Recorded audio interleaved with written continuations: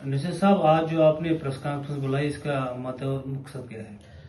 देखिए जी, आज जिला हेडक्वार्टर नेशनल कॉन्फ्रेंस किश्तवाड़ में एक प्रेस कॉन्फ्रेंस मुनक्किद होने जा रही है, जिसकी गर्ज़ो-गायत ये है कि किश्तवाड़ में जो कल से एक पॉलिटिकल ड्रामा जो इनाग्रेशन पहले डिप्टी कमिश्नर किश्तवाड़ ने की और कल एमएलए किश्तवाड़ शुगन परिहार जी हैं, वो अपना लांग लश्कर लेके जिला अस्पताल किश्तवाड़ में आती है और इनाग्रेशन फिर से करती है, ब्लेम गेम करती है नेशनल कॉन्फ्रेंस के ऊपर। इसीलिए आज हमने एक प्रेस कॉन्फ्रेंस ऑर्गेनाइज की ताकि हम लोगों को सच्चाई बता सके कि असलियत क्या है, किसने इनाग्रेशन की, कहाँ से ये मशीन आई, कब ये मशीन अलॉट हुई और किसने इसके लिए पैसा दिया। आज हमारी इस प्रेस कॉन्फ्रेंस में मुखातिब होंगे हमारे स्पर्श परिहार जी, जो जोनल यूथ प्रेसिडेंट है नेशनल कॉन्फ्रेंस के। मैं चाहूँगा कि स्पर्श परिहार जी डिटेलन आपको इस तमाम चीज़ों की तरफ वाकिफ कराएं। स्पर्श परिहार जी। पहले मैं सभी मीडिया कर्मी का शुक्रिया करता हूं कि आपने हमारे शॉर्ट नोटिस पे आके जो है आप यहां पर आए। मैं आपके माध्यम से, जैसा नसीर साहब ने बताया कि कल किश्तवाड़ में डिस्ट्रिक्ट हॉस्पिटल में एमएलए किश्तवाड़ ने एमआरआई मशीन का जो है इनॉग्रेशन किया।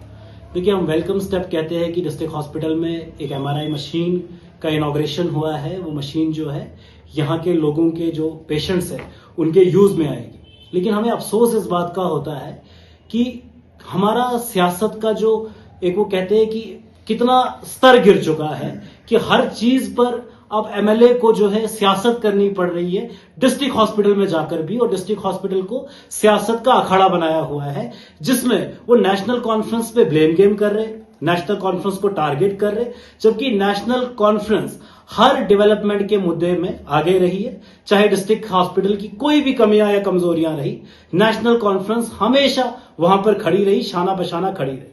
दूसरा, आपके माध्यम से मैं एक और चीज क्लियर करना चाहता हूं, जो एमआरआई मशीन है उसको जो इनॉग्रेट किया गया, उसमें जो खासकर जिसका हम शुक्रिया अदा करेंगे, वो हमारे previous deputy commissioner Devansh Yadav साहब का, हमारे previous deputy commissioner Shravan Kumar ji और प्रेजेंट के डीसी पंकज कुमार शर्मा जी, जिनके एफर्ट्स की वजह से जो है आज डिस्ट्रिक्ट किश्तवाड़ में एमआरआई मशीन का इनॉग्रेशन हुआ है। लेकिन अफसोस की बात यह है कि यहां पर क्या है, ब्लेम गेम की सियासत की जाती है। यहां पर पब्लिक को डाइवर्ट किया जाता है ताकि जो सवाल यहां के लोकल रिप्रेजेंटेटिव से पूछे जाएंगे उस मुद्दों से भटकने के लिए पब्लिक को डाइवर्ट किया जाता है कि हर गेम नेशनल कॉन्फ्रेंस पे आप ब्लेम गेम खेलो। यहां पे रोड का मुद्दा है तब आपको एमपी साहब की गली याद आ जाती है, जब यहां डिस्ट्रिक्ट हॉस्पिटल का मसला है तब भी आप नेशनल कॉन्फ्रेंस पे ब्लेम गेम करते हो।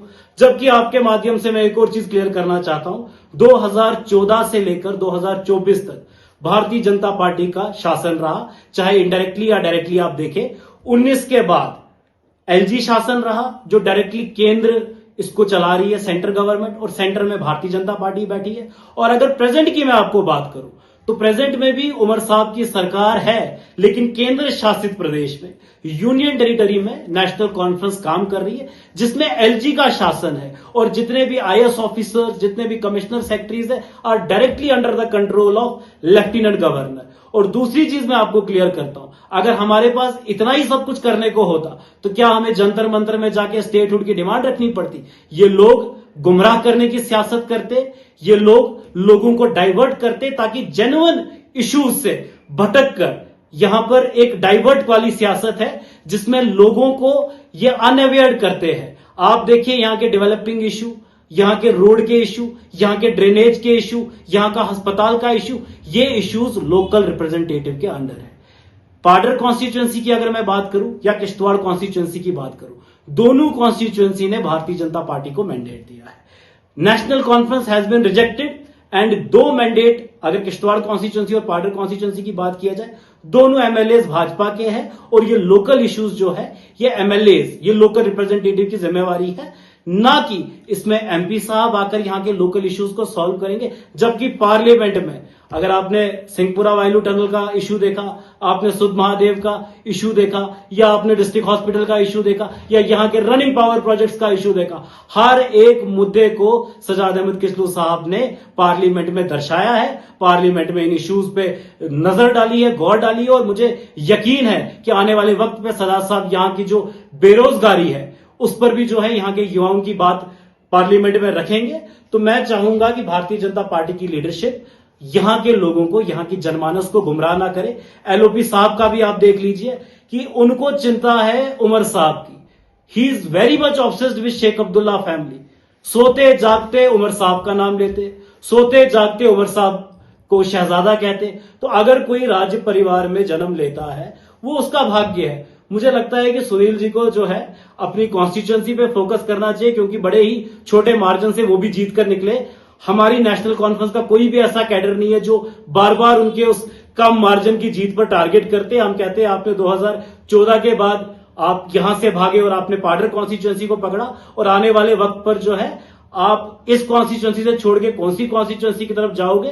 तो मेन फोकस आपका अपनी कॉन्स्टिट्यूएंसी पर हो, अपने लोगों पर हो। यहां की जो बेरोजगारी का मुद्दा है उसकी बात हो, डेवलपमेंट की बात हो, यहां के हेल्थ सेक्टर को बेहतर बनाने की बात हो, ना कि आप चिंता करें कि जम्मू कश्मीर में उमर साहब की सरकार कब तक चलेगी और कब तक नहीं चलेगी। उमर साहब की सरकार ने जो जम्मू कश्मीर की जनमानस के साथ वादा किया है वो पूरा होगा, और जो जो मैनिफेस्टोज हमारे थे हम उन पर अड़े हैं, और हमारी लड़ाई जम्मू कश्मीर के जनमानस की स्टेटहुड की है। और वो लड़ाई आपको जल्द ही दिल्ली में जंतर मंतर में जम्मू कश्मीर की आवाज और जम्मू कश्मीर के स्टेटहुड रेस्टोरेशन की बात आपको सुनाई देगी, जिसमें हम जम्मू कश्मीर की जनमानस के मुद्दों को लाएंगे। Thank you.